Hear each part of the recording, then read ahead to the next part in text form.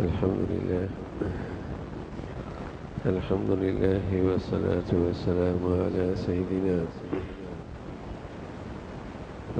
والسلام على سيدنا محمد وعلى آله وأصحابه أجمعين. الحمد لله والصلاة والسلام على سيدنا محمد وعلى آله وأصحابه أجمعين.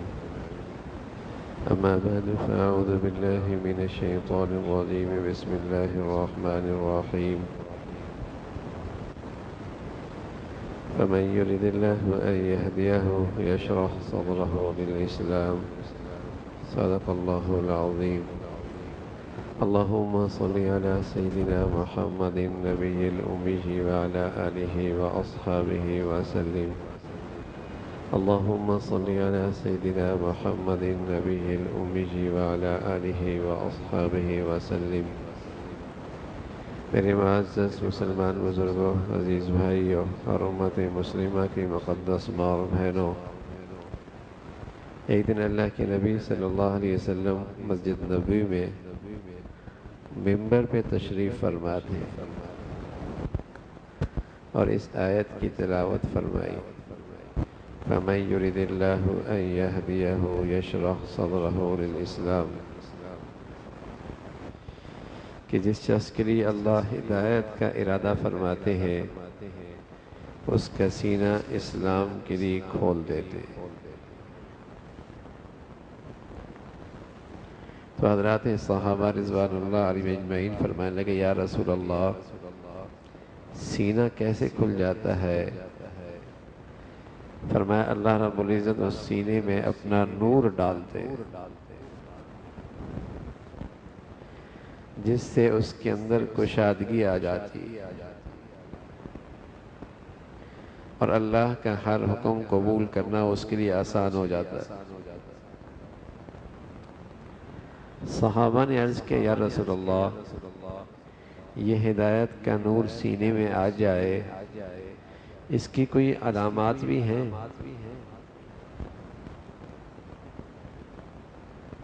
کسی کو یہ ہدایت کا نور مل جائے، وہ اپنا جائزہ لے لے، اپنا احتساب کر لے کہ یہ ہدایت کا نور میرے سینے میں کتنا ہے، کس درجے کی ہدایت اللہ نے عطا فرما رکھی ہے، کوئی اس کی علامت بھی ہے؟ تو پیارے رسول صلی اللہ علیہ وسلم نے فرمایا، ہاں، اس کی 3 علامات ہیں۔ ہدایت کا نور ملا ہے جس خوش نصیب آدمی کو، فرمایا اس کی زندگی میں یہ 3 علامات آتی ہیں۔ پہلی، التجافی عن دار الغرور، اس دنیا کی محبت سے کنارہ کر لیتا ہے۔ کشتی پانی میں ضرور چلتی ہے لیکن یہ پانی کشتی میں نہیں آنے دیتا، دنیا میں ضرور رہتا ہے لیکن دنیا سے دل نہیں لگنے دیتا۔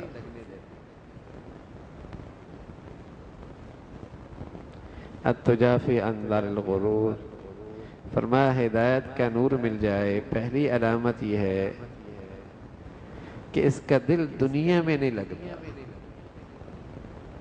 اس دنیا کی محبت کو دل میں نہیں آنے دیتا، استعمال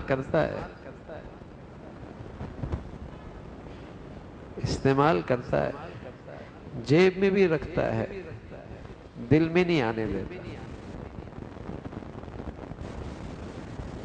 کشتی چلنی ہے، پانی کا استعمال کرتا ہے لیکن کشتی میں نہیں آنے دیتا۔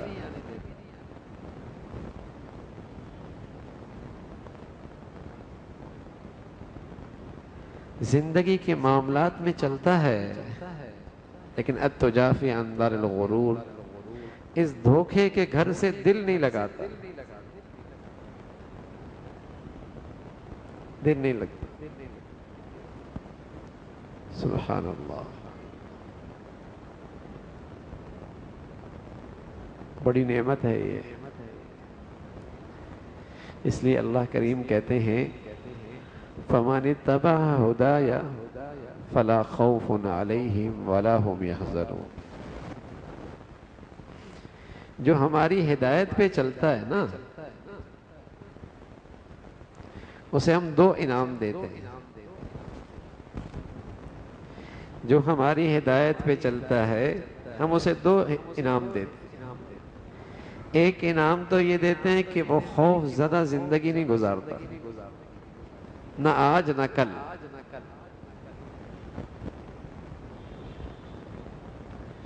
وہ خوف زدہ زندگی نہیں گزارتا، نہ آج نہ کل. خوف وہاں ہوتا ہے کہ آئندہ کا خوف، کل کیا ہوگا. بلکہ بس اوقات خوف کی کوئی شکل نہیں ہوتی، لیکن پھر بھی ایک انجانا سا خوف ہے.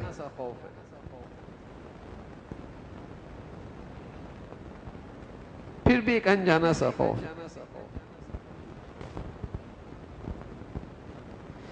خوف کی ایسی نئی نئی شکلیں ہیں پیدا ہو رہی ہیں.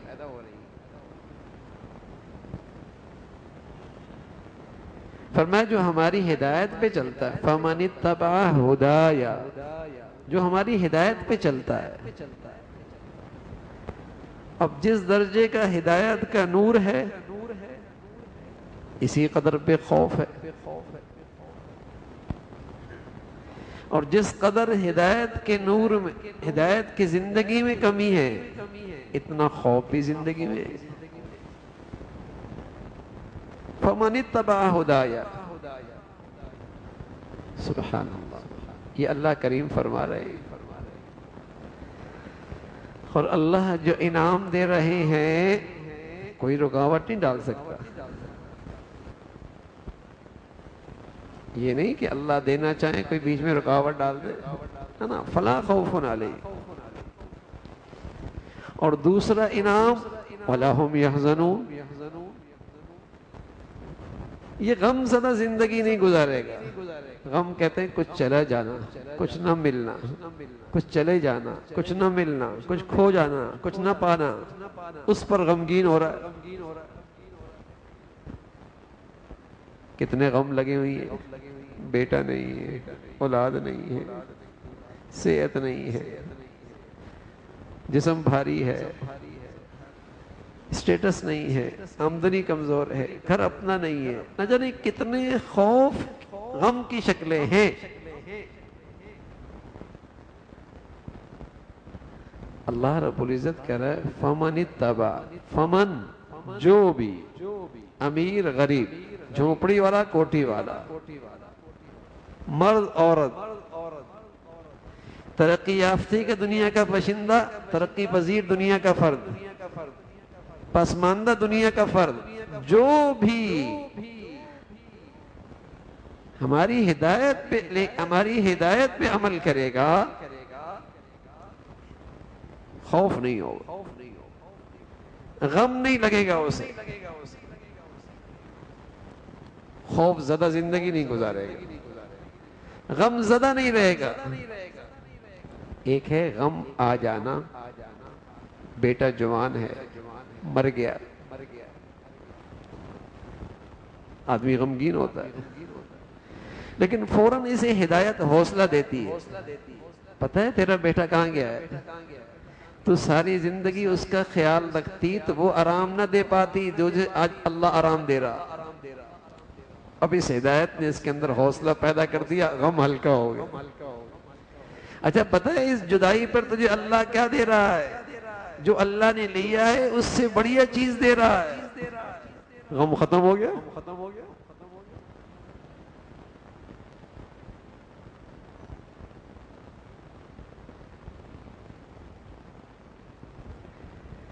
ہدایت ایک ایسی چیز ہے اللہ ہمیں نصیب فرما دے. اس ہدایت کا نور اللہ ہمیں نصیب فرما دے نا تو دو انعام ملیں گے، خوف نہیں ہوگا.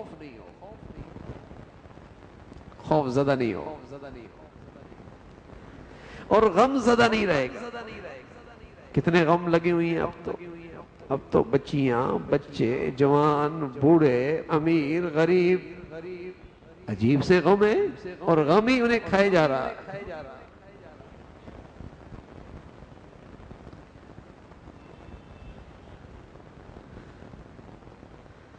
ایسی ایسی چیزوں کو غم بنایا ہے جس کا نہ سر نہ پیر، لیکن نحوست ہے گناہوں کی، ہدایت سے دوری کا نتیجہ ہے.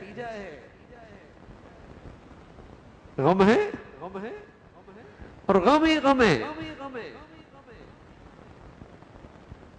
دکھ آئیں گے، تکلیف آئیں گی، غم کی شکلیں آئیں گی، لیکن ہدایت والا غم زدہ نہیں رہے گا.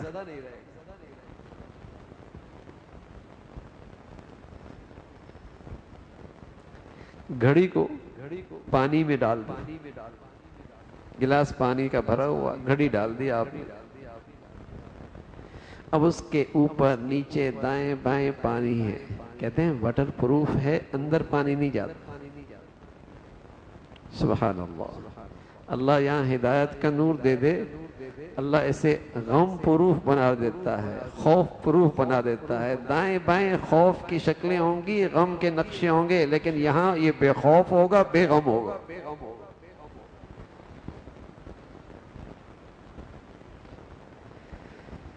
اللہ جو کہہ رہے ہیں فَلَا خَوْفٌ عَلَيْهِمْ وَلَا هُمْ يَحْزَنُونَ، خوف نہیں، غم نہیں، لیکن قیمت لے کے آؤ، قیمت لے کے آؤ. فَمَنِ اتَّبَعَ هُدَايَ، جو ہماری ہدایت پہ عمل کرے گا. تو اب ہدایت کا نور آ گیا. کتنا آیا بھی ہے یا نہیں؟ تو اللہ کے نبی نے علامات بتائی ہیں. پہلی علامت التجافی عن دار الغرور، اس دھوکے کے گھر سے دل نہ لگائے. اب بتائیے، اس دنیا کے دھوکے کے گھر سے جس کا دل نہ لگا ہو اور دنیا کا کوئی نقشہ ہاتھ سے چلا جائے تو غمگین ہوگا؟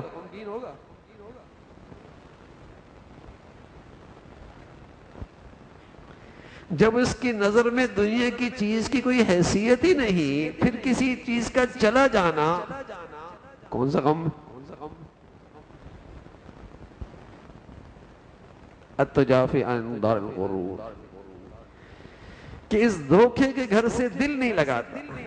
کاروبار کرتا ہے، تجارت کرتا ہے، کماتا ہے، کھاتا ہے، پہنتا ہے، رہائش ہے، اچھا گھر ہے، لیکن سبحان اللہ دل نہیں لگا کہ اگر ہدایت خطرے میں ہے تو اس دنیا کو چھوڑ دیتا ہے. اور جب دل لگا ہوتا ہے، جب دنیا سے دل لگا ہوتا ہے تو جہاں دنیا خطرے میں ہوتی ہے دین چھوڑ دیتا ہے. جب یہاں دل لگا ہوتا ہے تو جس دنیا سے دین خطرے میں ہے، جب دل نہیں لگا ہوتا اور اس دنیا سے دین کو خطرہ ہے، یہ دنیا چھوڑ دے گا. اور جب دل لگا ہوتا ہے تو دین چھوڑ دے گا، دنیا بچا لے گا.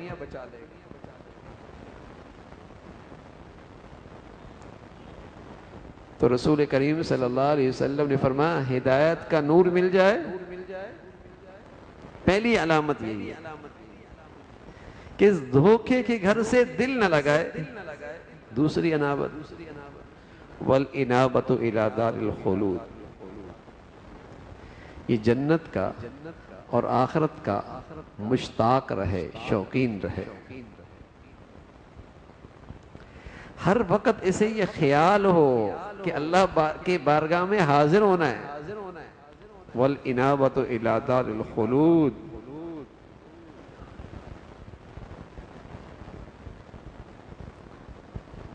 اللہ کے بارگاہ میں حاضر ہونی ہے.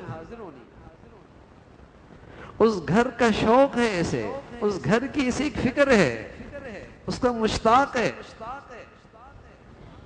اس کو باہر لے لیں یہاں سے.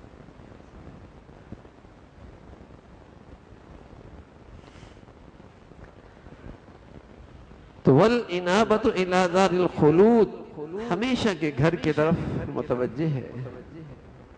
تیسری علامت والاستعداد للموت قبل نزول، کہ اس موت کی گھڑی سے پہلے اس کی تیاری میں رہے. اپنی نیکیوں کی جو فائل ہے نا اس کو ہر وقت درست،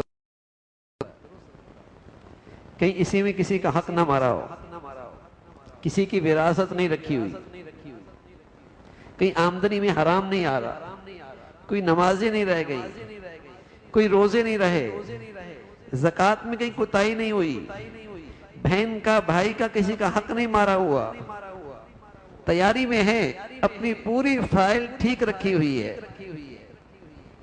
تیاری میں ہے.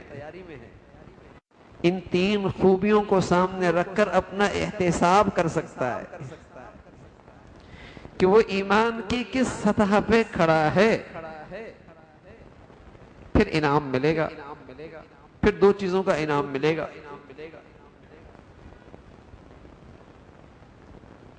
کس سطح پہ کھڑا ہے کہ اس دنیا سے دل نہیں لگاتا، اور اس کا شوق ہے جو اس کی حقیقی زندگی ہے اس کا مشتاق ہے، اس کا خیال رہتا ہے، اور ہر وقت تیاری میں ہے. اپنا معاملہ مخلوق کے ساتھ بھی صاف ہے، خالق کے ساتھ بھی بالکل صاف ہے. اس خیال سے سوتا ہے کہ بس سب سے معاملہ صاف کر کے سو رہا ہوں، شاید آنکھ نہ کھلے. اس خیال سے گھر سے نکلتا ہے کہ واپس نہ ہوں تو معاملہ ٹھیک ہے. رسول کریم صلی اللہ علیہ وسلم فرمایا کرتے تھے جب میں ایک طرف سلام پھیرتا ہوں تو مجھے پتہ نہیں ہوتا کہ دوسری طرف بھی سلام پھیر پاؤں گا یا نہیں پاؤں گا، کیونکہ زندگی کا چراغ کب بجھ جائے. فضا میں رکھا چراغ ہے نا، ایک جھونکی کی تو دیر ہے. تو اللہ اگر ہدایت نصیب فرما دے، وہ نور مل جائے، تو آدمی کی زندگی ایسی صاف ستھری ہونے لگتی.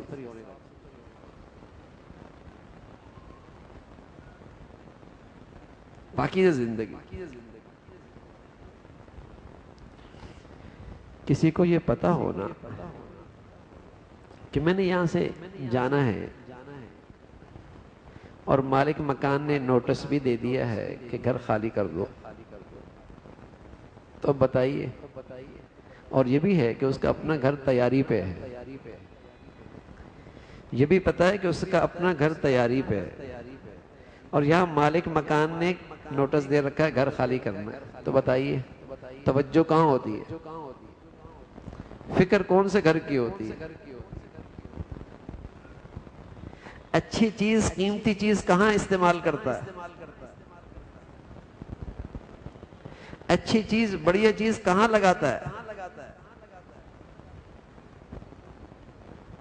اور اگر کوئی نادان نوٹس ملنے کے بعد بھی اسی گھر میں لگا رہا تو لوگ کیا کہیں گے؟ نہیں کہیں گے نا میاں، سمجھ نہیں ہے اسے.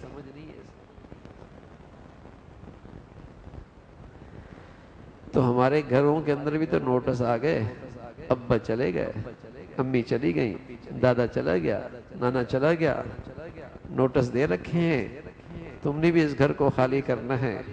عقل مند آدمی تو تیاری میں رہتا ہے نا کہ میاں اپنے گھر کی فکر کرو. الذین یرثون الفردوس ھم فیھا خالدون، یہ ہے تمہارا گھر جہاں سے تم واپس کہیں سے، جہاں سے تم نکالے نہیں جاؤ، یہ گھر ہے. تو جب اللہ ہدایت کا نور نصیب فرما دیتے ہیں تو اس حقیقی گھر کا شوق بڑھ جاتا ہے، اس کی طلب بڑھ جاتی ہے، اس کی فکر بڑھ جاتی ہے.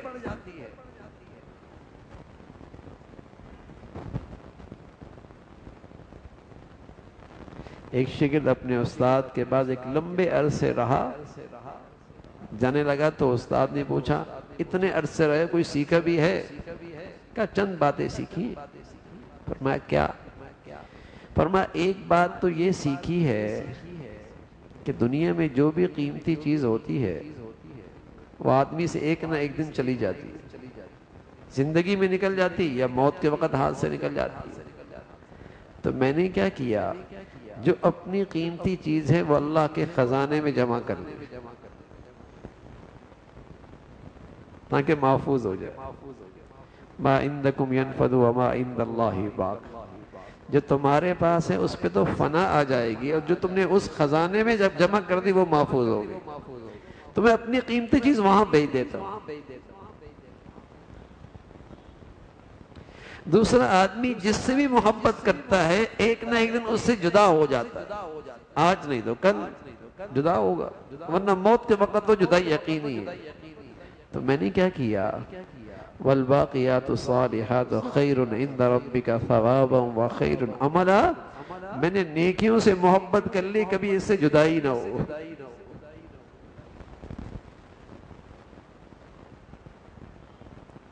ہدایت ہے نا، ہدایت مل گئی کہ قیمتی چیز کہاں بھیجنی ہے، کہاں رکھنی ہے۔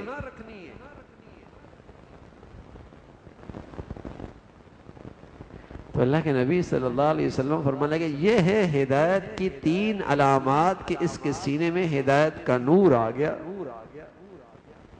دنیا کے گھر سے دل نہ لگے، دھوکہ ہے، اندار الغرور ہے، دھوکہ دیتی ہے، بہت دھوکہ ہے۔ اور جو گھر ہے اس کا یہ شوق آ جائے، اس کی فکر پیدا ہو جائے، اور تیاری ایسی ہو سبحان اللہ کہ ابھی اللہ بلا لے تو معاملہ صاف رکھا ہے۔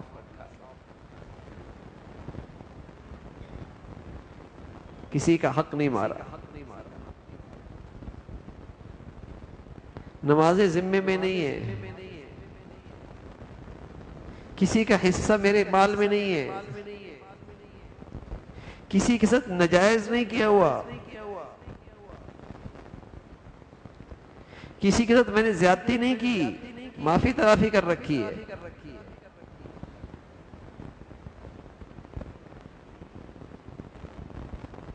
یہ تیاری ہے۔ تو اللہ ہمیں یہ ہدایت کا نور نصیب فرما دے۔ ہم جو نماز پڑھتے ہیں اور سارا سال سے نماز پڑھتے ہیں اور اللہ سے کہتے ہیں اہدنا الصراط المستقیم، اے اللہ ہدایت کا نور دے دے، تو مطلب یہ کہ ہدایت کا نور تو بڑھتا رہتا ہے نا۔ جو آج مسلمان ہوا وہ بھی ہدایت کا نور مانگ رہا ہے، کوئی 40 سال سے تہجد پڑھ رہا ہے وہ بھی ہدایت کا نور مانگ رہا ہے، بڑھتا ہے نا۔ اور جب وہ اپنی شان کے ساتھ وہ نور آتا ہے سبحان اللہ، تو پھر یہ کیفیت نصیب ہو جاتی ہے۔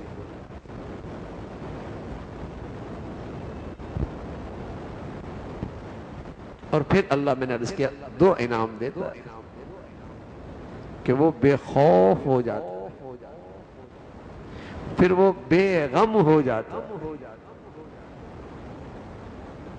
نہ وہ خوف زدہ رہتا ہے نہ وہ غم زدہ رہتا ہے۔ یہ 2 نعمتیں نہیں ہیں، یہ ہزاروں نعمتوں سے فائدہ اٹھانے کا ذریعہ ہے۔ آدمی گھر اچھا ہو، گاڑی اچھی ہو، کھانا اچھا ہو، لباس اچھا ہو، بیٹے اچھے ہو، اولاد اچھی ہو، لیکن اندر خوف ہو، بتائیے ان نعمتوں میں رہ کر کیا کیفیت ہوگی؟ دیکھنے میں لاکھوں نعمتیں اس کے دائیں بائیں ہیں، اندر ایک غم لگا ہوا ہے۔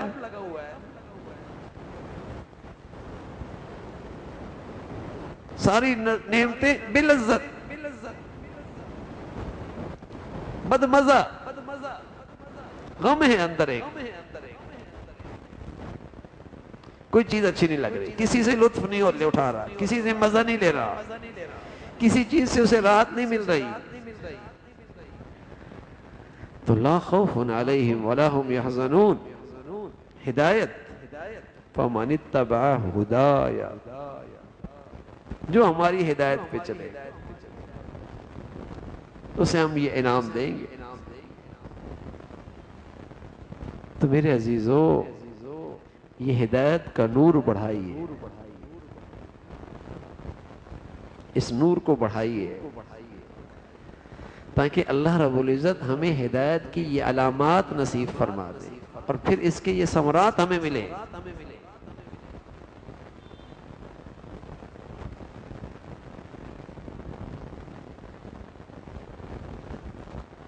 ایک عمل بتاتا ہوں، اللہ کرے میں اور ہم سب اس عمل کا اہتمام کرنے والے بن جائیں۔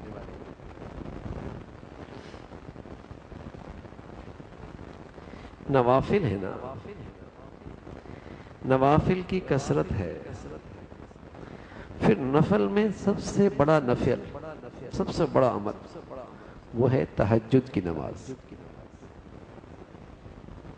تہجد کی نماز ہدایت یافتہ لوگوں کی ہمیشہ سے یہ عمل ان کا وظیفہ رہا ہے، اللہ کے نیک بندوں کا ہمیشہ یہ وظیفہ رہا ہے۔ یہی وہ عمل ہے جس سے آدمی کی خطائیں معاف ہوتی ہیں، جس سے آدمی کے اندر ایک طاقت آتی ہے جس سے وہ گناہوں سے بچتا ہے۔ یہی وہ عمل ہے جس سے ہدایت کا نور اور اللہ کا قرب نصیب ہوتا ہے۔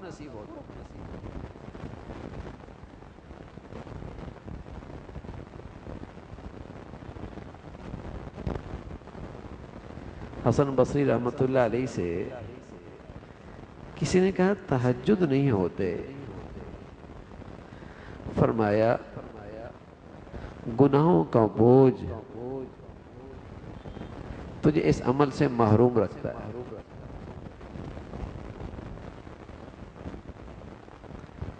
ابراہیم ابن ادم فرمان سے فرمانے لگا، ایک شخص کہنے لگا ابراہیم میں تہجد پڑھنا چاہتا ہوں، کوئی وظیفہ کوئی عمل بتائیے تاکہ مجھے توفیق مل جائے۔ حضرت فرمانے لگے دن بھر پاکیزہ زندگی گزارو گے نا تو تہجد کے وقت اللہ تمہیں اٹھا کر اپنے سامنے کھڑے کر دیں گے۔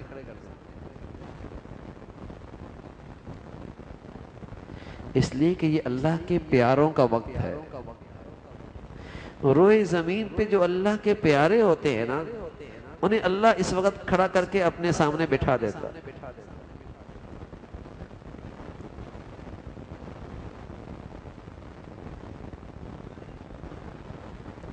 وَمِنَ اللَّيْلِ فَتَهَجَّدْ بِهِ نَافِلَةً لَكَ، رات کے اس حصے میں تہجد پڑھو، تیرے لیے ایک اضافے کی چیز ہے، نفل کی چیز ہے۔ اور اللہ کے پیاروں کی یہ صفات ہیں وَالَّذِينَ يَبِيتُونَ لِرَبِّهِمْ سُجَّدًا وَقِيَامًا، یہ اللہ کے پیارے رات قیام میں گزارتے ہیں، سجدے میں گزارتے ہیں۔ بس اوقات آدمی کے دل میں سختی ہوتی ہے، سختی ہوتی ہے، فرمایا اس کا بہترین علاج ہے دل کی سختی دور کرنے کے لیے رات کے اس آخری حصے میں اللہ کے سامنے کھڑے ہو جائے۔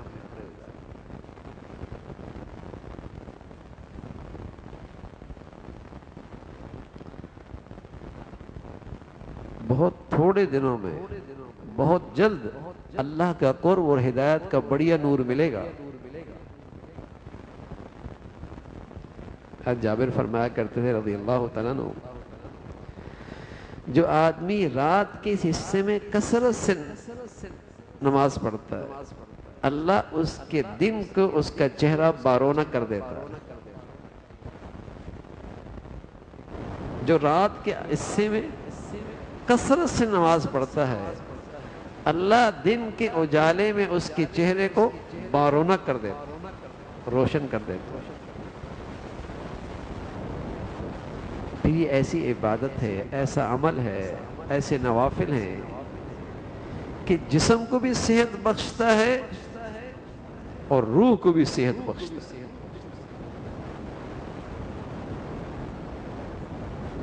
اس سے جسمانی بیماریاں بھی ختم ہوتی ہیں۔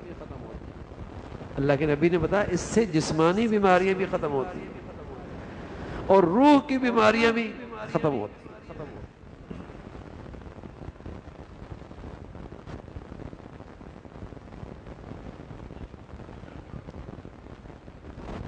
تو یہ ایک عمل ایسا ہے میرے عزیزو کہ بہت ساری نیکیوں کا مجموعہ ہے، اور اس موقع پہ اللہ کی طرف سے عطا بہت ہوتی ہے۔ حضرت ابو ہریرہ فرمان لگے رضی اللہ تعالیٰ عنہ، اللہ آسمانی دنیا پہ تشریف لاتے ہیں اور کہتے ہیں ہے کوئی مانگنے والا میں اسے دے دوں، ہے کوئی بخشش چاہنے والا میں اس کی بخشش کر دوں، ہے کوئی سوالی کہ میں اس کا سوال پورا کر دوں۔ سبحان اللہ، ہم تو محتاج بھی ہیں، ہم تو سوالی بھی ہیں، ہم تو گناہگار بھی ہیں، تو بتائیے ہمارے لیے یہ گھڑیاں کتنی غنیمت کی ہیں، ہمارے لیے یہ اوقات کتنی غنیمت کے ہیں۔ ہم تو محتاج ہیں، ہم تو سوالی ہیں، ہم تو گناہگار ہیں۔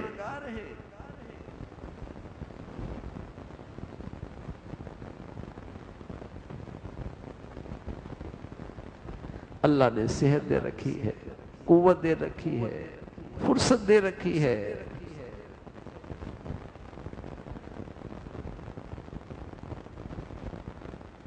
کمائی ہے۔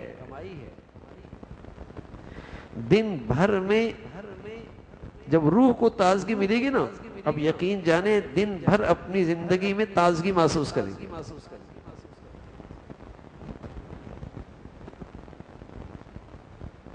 قوت محسوس کریں گے۔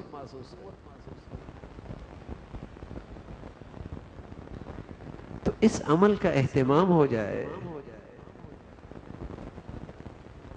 عبداللہ ابن عباس فرمانے لگے رضی اللہ تعالیٰ عنہ، کوئی آدمی کسی تھکاوٹ کی وجہ سے اور کسی بیماری کی وجہ سے،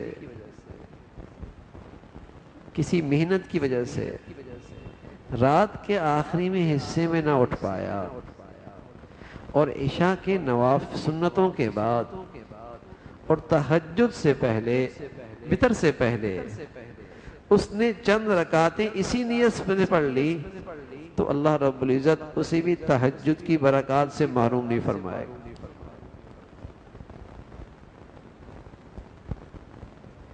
اب یہ ایک عمل ایسا مل گیا، اگر ہم چاہیں تو ساری زندگی تہجد گزار بن سکتے، اور اس کی برکات اور ثمرات ملیں گے۔ کیا؟ اللہ کا قرب ملے گا، ہدایت کا بڑھیا نور ملے گا، دل کی سختی دور ہوگی، جسم کی بیماریاں ختم ہوں گی، اور اللہ اپنے نیک بندوں کے رجسٹر میں ہمیں بھی لکھ لے گا۔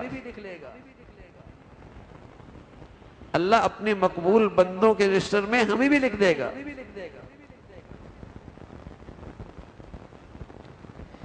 اس لیے کہ یہ ہر کسے ناقص کو اس کو توفیق نہیں ہوتی۔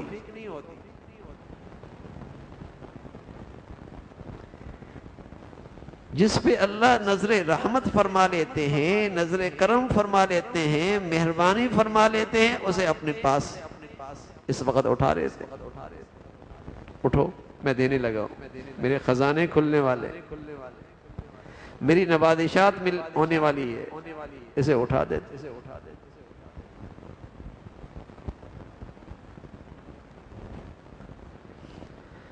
تو بڑھیا وقت تو وہی ہے، رات کی گہرائی ہو، سحری کا وقت ہو، بڑھیا وقت تو وہی ہے۔ لیکن کبھی اس خیال سے کہ پتہ نہیں اٹھ پاؤں یا نہ پاؤں، تو احتیاطاً پہلے بھی پڑھ لیتا ہے، اور پھر اس گھڑی میں اٹھ کر دوبارہ پڑھ لے۔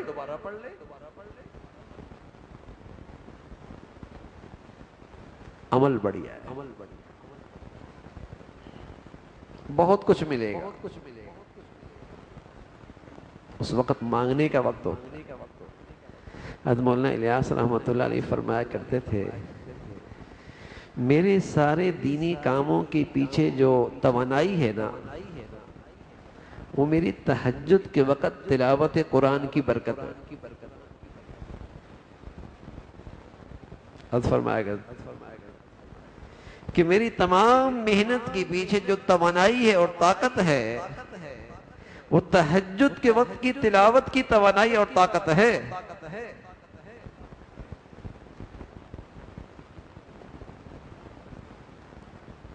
آدمی میں قوت پیدا ہوتی ہے، بہت سارے گناہ نہیں چھوٹ رہے ہوتے، بد نظری کا گناہ ہوا، بد زبانی کا گناہ ہوا، جو مزاج میں رس بس گئے ہوتے، لیکن اس تہجد کی برکت سے اللہ رب العزت ان موذی گناہوں سے نجات نصیب فرما دے۔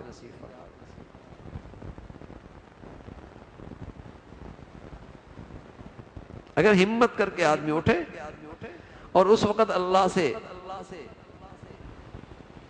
راز و نیاز کرے، بلکہ محبت کی علامت بھی تو یہی ہے کہ جب محب کو اپنے محبوب سے محبت ہو جائے تو خلوتوں کی تلاش ہوتی ہے نا، تنہائیوں کی انتظار ہوتی ہے کہ میں اور میرا محبوب ہو بس۔ یہی تو سچی محبت کی علامت ہے، سچے تعلق کی نشانی ہے کہ کوئی نہیں ہے یہ اور اس کا مولا ہے، اور لگا ہے بات چیت کرنے میں، کبھی دعاؤں میں، کبھی تلاوت میں، کبھی رکوع میں، کبھی سجدے میں۔ یہی تو سچے تعلق کی علامت ہے۔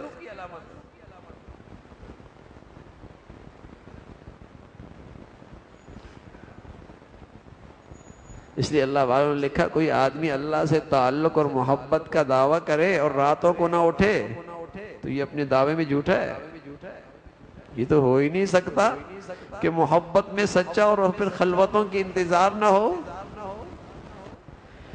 محبوب سے تنہائیوں میں ملنے کا شوق نہ ہو۔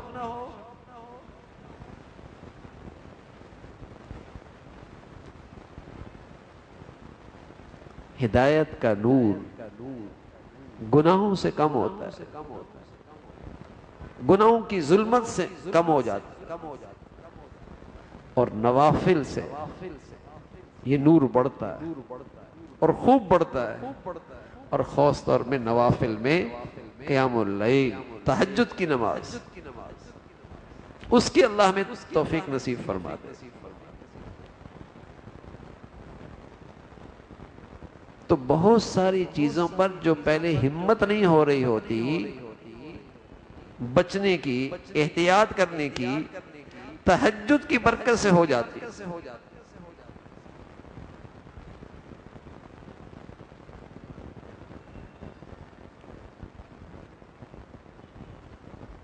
تو اللہ سے اس عمل کی توفیق مانگ، اللہ اس کی توفیق دے دے۔ اور اس کا آسان نسخہ حسن بصری رحمۃ اللہ نے لکھا کہ دن احتیاط سے گزار دے، پرہیزگاری سے گزار دے، تاکہ اس گھڑی اٹھنا آسان ہو جائے، ورنہ گناہوں کا بوجھ اسے اٹھنے نہیں دیتا۔ آنکھ کھل جاتی ہے لیکن گناہوں کا بوجھ اسے اٹھنے نہیں دیتا۔ جیسے جسم کے اوپر کوئی بھاری چیز گر جائے، کوئی بھاری چیز جسم کے اوپر گر جائے تو آدمی کے لیے اس کے نیچے سے اٹھنا مشکل ہوتا ہے۔ ایسی روح کے اوپر گناہوں کا جب بوجھ گرتا ہے تو پھر اس کے لیے بڑھیا اعمال کے لیے کھڑا ہونا مشکل ہو جاتا ہے۔ حالانکہ جانتا بھی ہے، سمجھتا بھی ہے، آنکھ بھی کھل گئی ہے، پتہ بھی ہے، لیکن وہ بوجھ ایسا ہے کہ کھڑا نہیں ہو سکتا، کھڑے ہونے کی توفیق نہیں مل رہی۔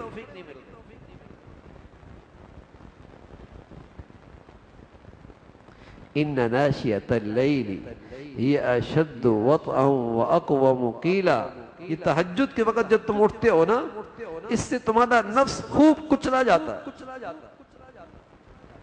خوب کچلا جاتا ہے۔ اور تھانوی رحمۃ اللہ علیہ فرمایا کرتے تھے کہ سونا جب بھٹی میں ڈالتے ہیں نا اور اسے خوب جلاتے ہیں، تو جتنا زیادہ جلاتے ہیں اور پھر جب اس سے کشتہ بنایا جاتا ہے اتنا ہی وہ طاقتور ہوتا ہے۔ سونا جتنا جلایا جائے خوب راکھ بن جائے، پھر جب اس کا کشتہ بنایا جاتا ہے تو بہت طاقتور ہوتا ہے۔ آپ فرمایا کرتے تھے اسی طرح جب کوئی آدمی اپنے نفس کو اور اپنے خواہشات کو اللہ کی خاطر کچلتا ہے نا، اسی قدر اللہ رب العزت پھر ہدایت کا نور بھی نصیب فرما دیتے، اسی قدر پھر اس کے اندر طاقت بھی آ جاتی ہے کہ ہر حکم کو پورا کرنا اس کے لیے آسان ہو جاتا ہے، اور ہر گناہ سے پرہیز آسان ہو جاتی ہے، طاقت آ جاتی ہے جتنا نفس کو کچلتا ہے۔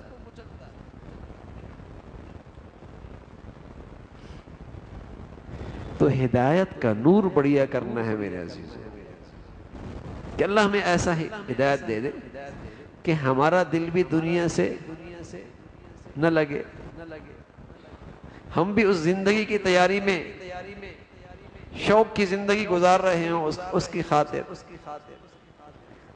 اور ہر وقت تیاری ہو ہماری۔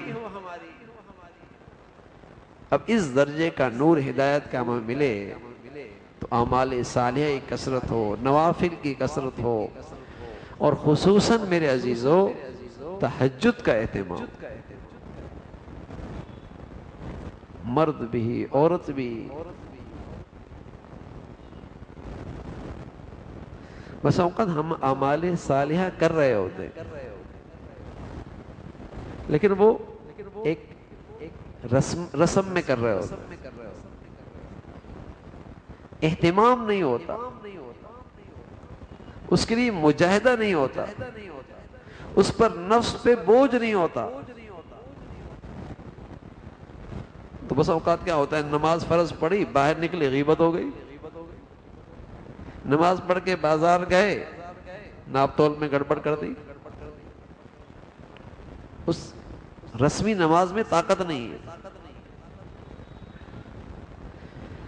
لیکن جب آدمی عمل کا اہتمام کرتا ہے، مجاہدہ کرتا ہے، دھیان سے کرتا ہے، فکر سے کرتا ہے، پھر طاقت آتی ہے، پھر طاقت آتی ہے۔ تو تہجد میں نیند قربان کرنی پڑتی ہے، نفس پہ چوٹ لگتی ہے، مجاہدہ ہوتا ہے، اور پھر اللہ کے سامنے جب کھڑا ہوتا ہے سبحان اللہ، تو پھر اللہ اسے خوب بڑی طاقت نصیب فرما دیتے، قوت نصیب فرما دیتے ہیں گناہوں سے بچنے کی۔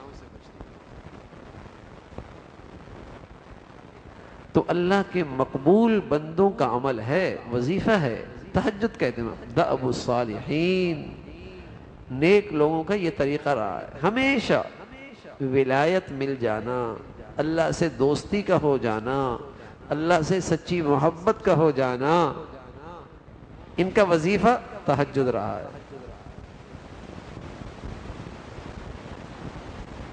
اس کا اہتمام ہو،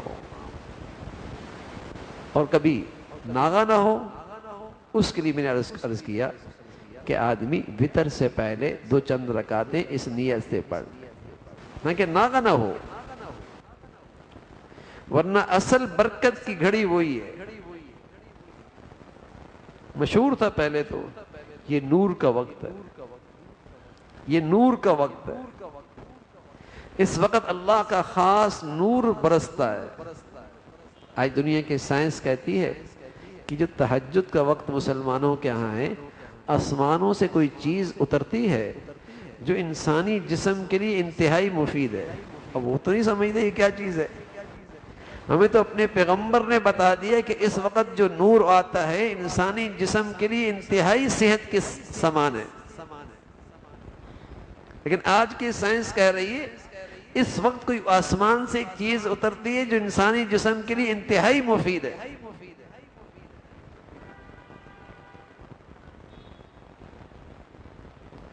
تو یہ بہت مبارک وقت ہے، نور کا وقت ہے، اور خوش نصیب آدمی اس وقت اٹھتا ہے اور اپنے جسم میں بھی نور لیتا ہے، روح کے اندر بھی نور لیتا ہے، روحانی صحت بھی پاتا ہے، جسمانی صحت بھی پاتا ہے۔ اللہ ہمیں اپنے اپنے کی بات پہ ایمان یقین نصیب فرما دے، ورنہ اگر ڈاکٹر کہہ دے نا کہ میاں صبح کے بعد اتنی چہل قدمی ضروری ہے آپ کی صحت کے لیے، اتنی چہل قدمی ضروری ہے، سائیکل چلانا ضروری ہے، چہل قدمی ضروری ہے، تو اس نے 40 سال ہو گئے کبھی سورج نکلتے نہیں دیکھا، سویا پڑا رہتا تھا، لیکن چونکہ ڈاکٹر نے کہہ دیا بالکل ہی زندگی تبدیل ہو گئی۔ سویرے سویرے اٹھ کے واک کر رہے، اور بس اوقات کتا بھی ساتھ لے کے چل رہا ہوتا ہے، ہاں سب کچھ تبدیلی آ گئی نا، کہ چہل قدمی اس وقت ضروری ہے صحت کے لیے، ڈاکٹر نے کہہ دیا ہے، فلاں نے بتایا ہے، اور یہاں اللہ کا پیغمبر بتا رہے ہیں سبحان اللہ کہ اس تہجد میں تمہاری روح کی بھی صحت ہے، جسم کی بھی صحت ہے۔ اس وقت اٹھا کر اور مانگنے کا وقت، مانگنے کا وقت، اللہ سے مانگنے کا وقت، اور اللہ کو بڑا پیار آتا ہے اس وقت جو اللہ سے مانگتا ہے۔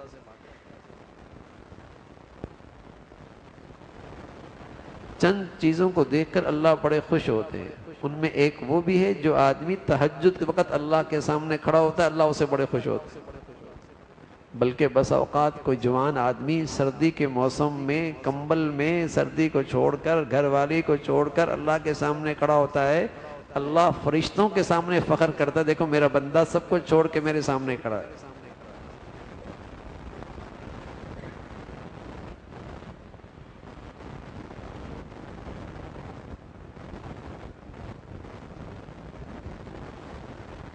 تو اللہ ہمیں یہ سب کوئی عمل نصیب فرما دے میرے عزیزو، آگے بڑھے نا، آگے بڑھے، نیکیوں میں بہتری لے کے آئے، اچھی صحبت میں آنا، اچھی مجلس میں آنا، اچھے ماحول میں آنا، ہم اپنی ایمان ہدایت کا نور دیکھتے رہے نا کہ آگے کتنے بڑھ رہے ہیں، ترقی کتنی ہو رہی ہے۔ اللہ کے نبی صلی اللہ علیہ وسلم نے ایک کسوٹی دے دی کہ ہم اپنی ہدایت کا نور کا جائزہ لے سکتے ہیں، کتنا آخرت سے دل لگتا ہے، کتنا دنیا سے دل لگتا ہے، کتنا دنیا کا غم کھا رہے ہیں، کتنی آخرت کا فکر اور غم کھا رہے ہیں، کتنی دنیا کی طلب ہے، کتنا آخرت کا شوق ہے۔ کسوٹی ہے نا ہدایت کی، اور نجات تو اسی ہدایت سے ہے جو اللہ کے نبی نے بتایا کہ اس درجے کی ہدایت ہو پھر خوف نہیں ہے، پھر غم نہیں ہے، نہ صرف دنیا میں بلکہ آخرت میں بھی،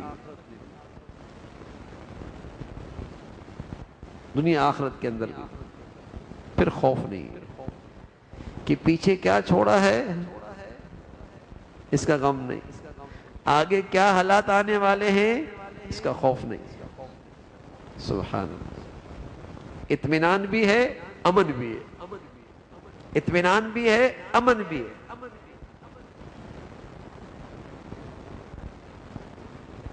تو اللہ ہم سب کو ایسا ہدایت کا نور نصیب فرما دے، بڑا انعام ہے۔ جب بندہ جنت میں جائے گا نا تو یوں کہے گا الحمدللہ الذی ہدانا لہذا، اے اللہ تیرا شکر ہے تو نے ہمیں ہدایت دے دی، آج ہم یہاں پہنچ گئے ہیں، بڑی دولت مل گئی، بڑی دولت مل گئی۔ میرے عزیزو، دنیا اللہ دوستوں کو بھی دیتا ہے، دشمنوں کو بھی دیتا ہے، لیکن واللہ ہدایت کا نور صرف اللہ اپنے دوستوں کو دیتا ہے، اور جسے یہ مل جاتا ہے یہ علامت ہوتی ہے کہ اللہ اس سے بڑی محبت کرتا ہے۔ دنیا اللہ دوست کو بھی دیتا ہے، دشمن کو بھی دیتا ہے، لیکن ہدایت کا نور یہ صرف اللہ اپنے دوست کو دیتا ہے، اپنے پیاروں کو دیتا ہے۔ جس خوش نصیب کو یہ مل گیا سمجھ لو اللہ نے اس سے بڑا پیار کیا، اللہ اس سے بڑی محبت کرتا ہے۔ یہ بڑی دولت ہے۔ تو اس نور کو بڑھیا کرنا ہے اعمال صالحہ کے ذریعے، اس نور کی حفاظت کرنی ہے، گناہوں سے پرہیز کر کے، گناہوں کی ظلمت سے بچانا ہے۔ اور اس کے لیے بہترین عمل ہے تہجد۔ یہ آدمی کو گناہوں سے روکتا ہے، اس سے آدمی کے گناہ معاف ہوتے ہیں، اس سے ہدایت کا نور بڑھیا ہوتا ہے۔ اس کا اہتمام ہو اور اس وقت اللہ سے پھر ماں کرے۔ جب اللہ خود کہہ رہے کہ میں تو دینے کے لیے آیا ہوں، کوئی سوالی، کوئی ضرورت مند، کوئی مشکل، کوئی حاجت، میں دینے کے لیے تیار ہوں۔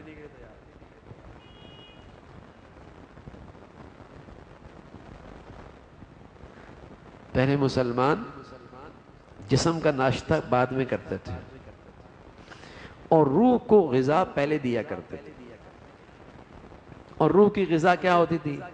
تہجد پڑھ لیا، تلاوت کر لی، نماز پڑھ لی فجر کی، سبحان اللہ، یہ روح کی غذا ہوتی تھی۔ پھر اس کے بعد جسمانی ناشتہ کیا کرتے تھے۔ ہر ماں بہن بیٹی، تصور نہیں تھا مسلمانوں کے یہاں کہ ان کے یہاں سویرے سویرے روحانی ناشتہ نہ ہوتا ہو، تصور ہی نہیں۔ مسلمانوں کی گھروں کی علامت ہی یہ ہوتی تھی، یہاں تلاوت ہو رہی ہے۔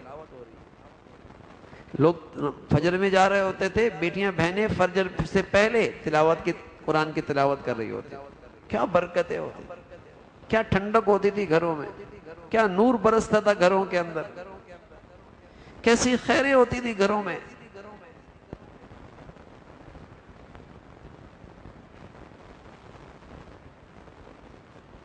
اللہ کی رحمت ہوتی۔ اسید تہجد پڑھ رہا ہے اور تہجد میں مزے لے کر قرآن کی تلاوت کر رہا ہے،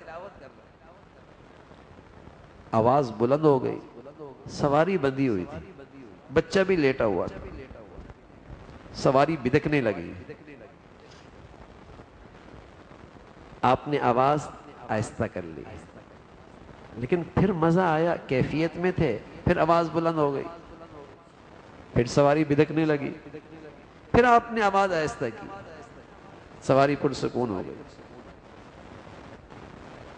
اسی انداز سے آپ نے نماز مکمل کی، اور نماز کے بعد آسمان کی طرف دیکھا تو ایک چھتری نما چیز آسمان کی طرف جا رہی ہے اور اس میں سفید قمقمیں لگی ہوئی ہیں۔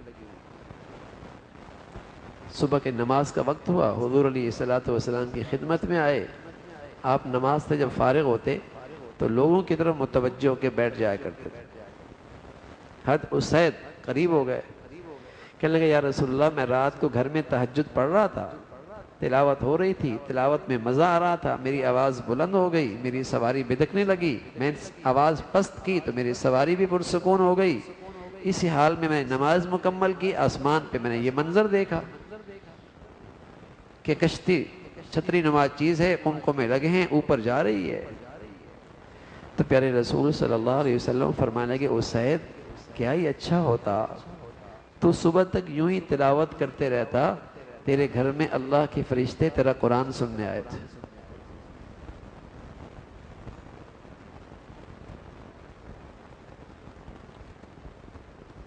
یہ نورانی مخلوق ہوا کرتی تھی گھروں میں، غذا جو ملتی تھی، رحمت کے فرشتے آیا کرتے تھے، گھروں میں نور ہوتا تھا، برکتیں ہوتی تھی، ٹھنڈک ہوتی تھی، سکون ہوتا تھا۔ اور میرے عزیزو، اب غیبت ہے، بدگمانیاں ہیں، حسد کینہ ہے، گناہوں کی آگ ہے، گھروں کا سکون ہی ختم ہو گیا، گھروں سے خیر و برکتیں اٹھ گئی ہیں۔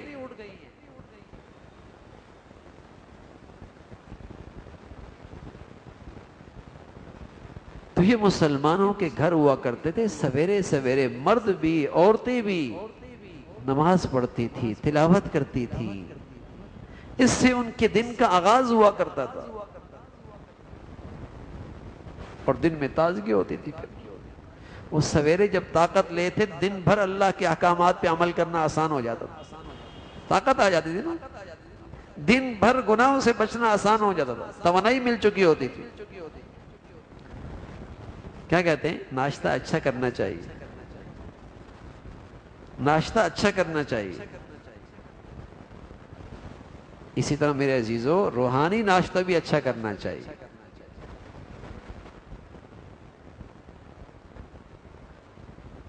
یہ بڑی طاقت کی چیز ہے۔ تو اللہ رب العزت میرے عزیزو ہم سب کو ایمان کا بڑیا نور نصیب فرما دے، ایمان کے مبارک ثمرات نصیب فرمائے، اور ہم سب کو یہ تہجد کی توفیق نصیب فرمائے، ہم سب اس کا اہتمام کرنے والے بنے۔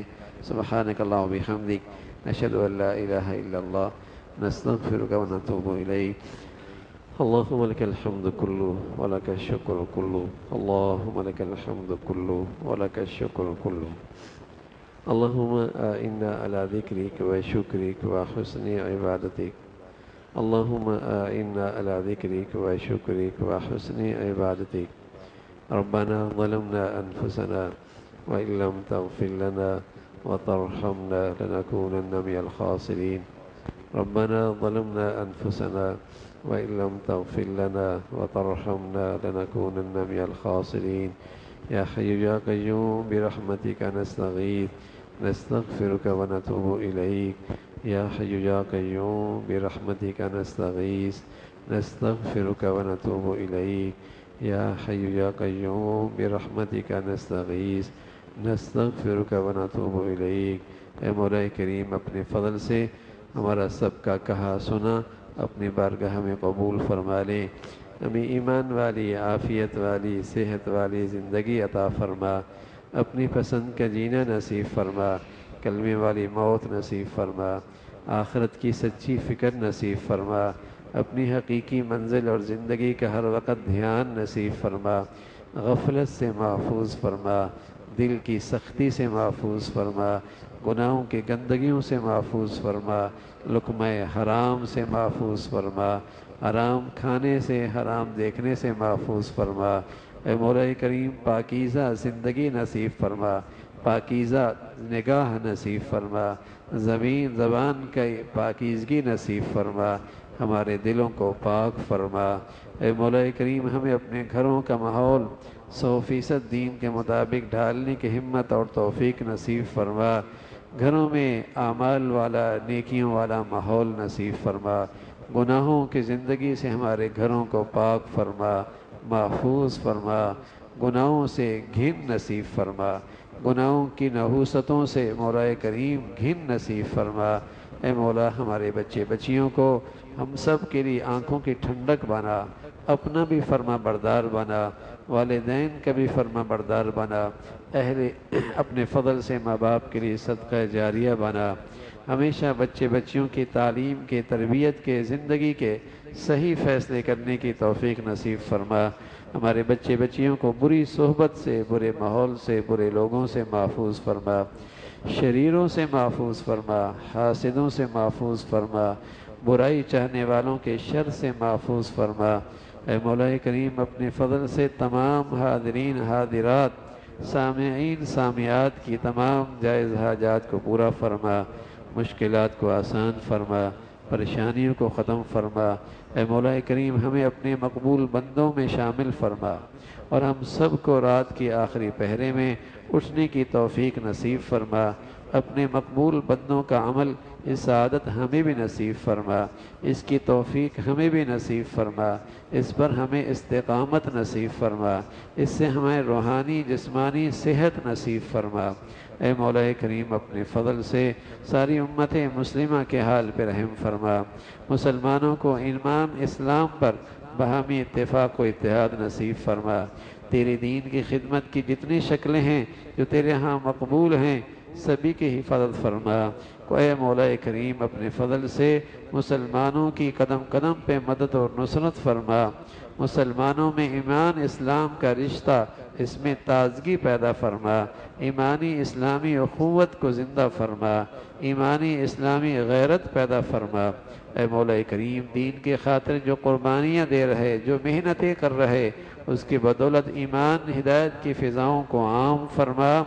ہماری زندگیاں صلاحیتیں وسائل اس کے لیے قبول فرما ربنا تقبل منا إنك أنت السميع العليم وتب علينا إنك أنت التواب الرحيم وصلى الله على سيدنا محمد وعلى آله وأصحابه أجمعين برحمتك يا رب.